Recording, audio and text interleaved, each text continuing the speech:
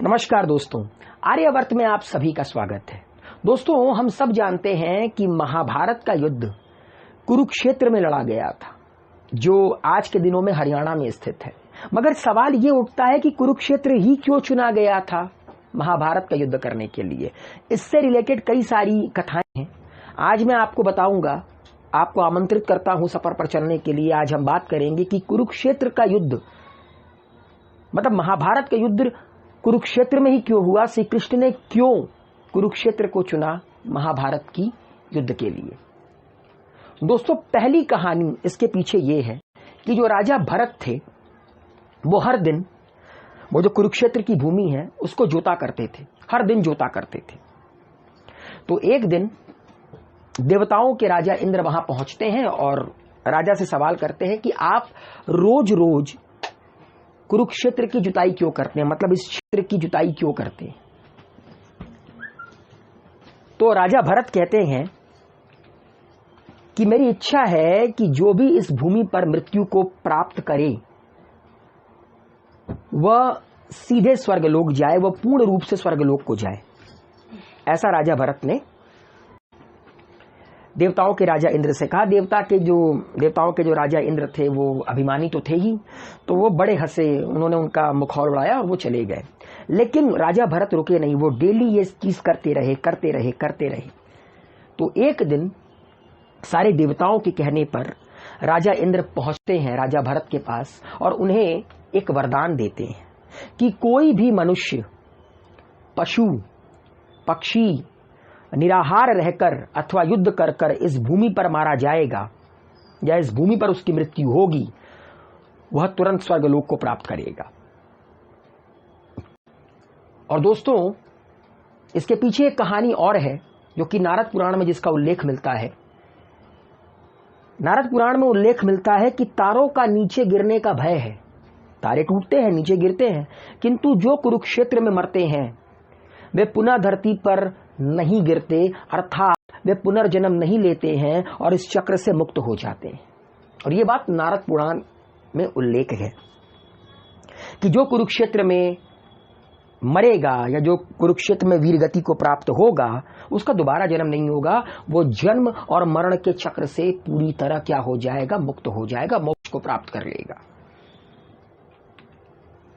जब महाभारत का युद्ध स्टार्ट होने वाला था तो श्री कृष्ण ने क्या किया, भारत के पूरे आर्यावर्त के अलग अलग हिस्सों में अपने गुप्तचर भेजे। उनको एक बहुत ही सटीक जगह की तलाश थी जहां पर महाभारत का युद्ध लड़ा जा सके, क्योंकि यह युद्ध था भाई वर्सेस भाई का, यह युद्ध था बड़े वर्सेस छोटे का, यह युद्ध था शिष्य वर्सेस गुरु का। तो भगवान श्री कृष्ण ये जानते थे कि मानव प्रवृत्ति होती है कि एक दूसरे के प्रति प्यार उमड़ पड़ता है, जो भगवान श्री कृष्ण नहीं चाहते थे। भगवान श्री कृष्ण चाहते थे ऐसी भूमि पर युद्ध हो जिस भूमि पर भाई का भाई के प्रति प्रेम ना जागे। तो अलग अलग जगह उन्होंने गुप्तचर भेजा और उन्होंने कहा कि ऐसी भूमि की मुझे तलाश है जहां क्रोध और द्वेष के संस्कार पर्याप्त मात्रा में हो, ताकि कल को उस भूमि में जब युद्ध हो तो भाई भाई के प्रति द्वेष रखे, तभी युद्ध कर पाएगा। प्यार उमड़ पाया तो फिर बहुत दिक्कत हो जाएगी। तो फिर एक गुप्तचर आकर कुरुक्षेत्र की कहानी सुनाता है। कहता है गुप्तचर कि बड़े भाई ने छोटे भाई को खेत की मेंढ टूटने पर बहते हुए वर्षा के पानी को रोकने के लिए कहा। एक बड़ा भाई था, उसकी खेत की मेंढ टूट गई थी। उसने अपने छोटे भाई से कहा कि कुछ भी करो, वर्षा के पानी को खेत में आने से रोको, वरना खेत की फसलें खराब हो जाएंगी। और छोटे भाई ने साफ इनकार कर दिया। बड़ा भाई बहुत गुस्सा हुआ, बहुत आग बबूला हुआ। उसने आओ देखा ना ताओ छोटे भाई को छुरा घोंप दिया, उसको गोद डाला और लाश का जो पैर होता है, मतलब बड़े भाई ने छोटे भाई के लाश के पैर को घसीट कर वो मेंढक ले गया जहां से पानी निकल रहा था और उस टूटे हुए मेंढ की जगह अपने भाई की लाश को रख दिया।